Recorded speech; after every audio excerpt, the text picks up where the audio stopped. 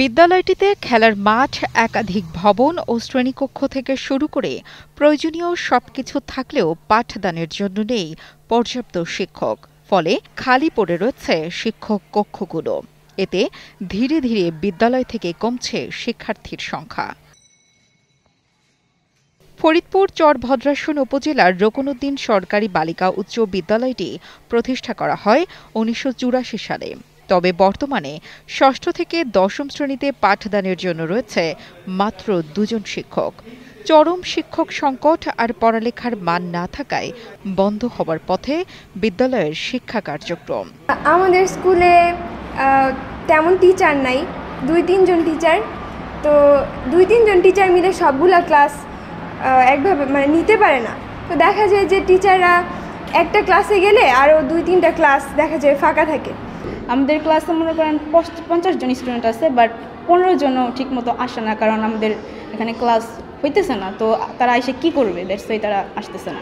হ্যাঁ, এতে তো আমাদের ভবিষ্যৎ ভালো হওয়ার কথা না। আমাদের ভবিষ্যৎ তো মনে করেন আগাবে কীভাবে, যেখানে আমরা মনে করেন শিখতেই পারতেছি না। তো আমরা যদি শিখতে না পারি তো আমরা লিখবো কি, আর আমাদের ফলাফল কি আসবে?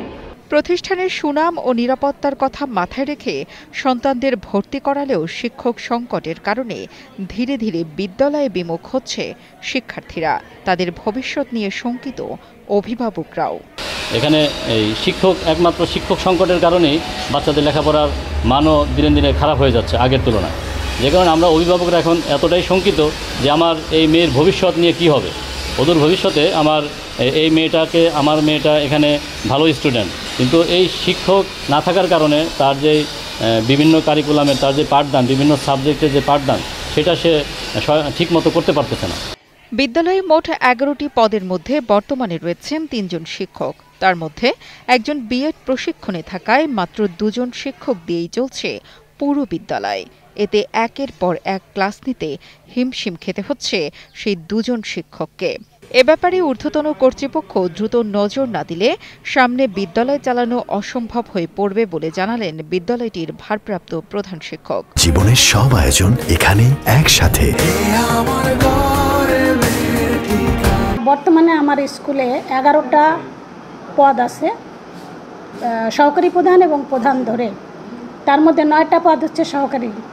এদের মধ্যে মাত্র 3 জন টিচার আছে।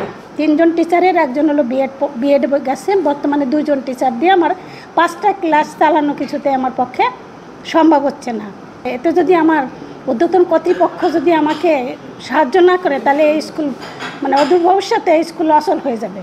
এদিকে শিক্ষক সংকট দূরীকরণ ও শিক্ষা ব্যবস্থার উন্নয়নে যথাযথ পদক্ষেপ গ্রহণ করবেন বলে জানান ফরিদপুরের উপজেলা নির্বাহী কর্মকর্তা। আমি ইতিপূর্বে শিক্ষক সংকটের কথা শুনেছি, তবে শিক্ষা ব্যবস্থার যে এতটা দুর্ভোগ বা সংকটটা যে এত তীব্র, সে বিষয়ে কোনো অভিভাবক বা কেউ কখনো এটা নিয়ে কর্ণপাত করেনি। তবে আমি নিজে উদ্যোগ নিয়েছি, যেহেতু আমার এসএসসি পরীক্ষার সময় বিভিন্ন সময় আমি কেন্দ্র পরিদর্শনে বিদ্যালয়ে গিয়েছি।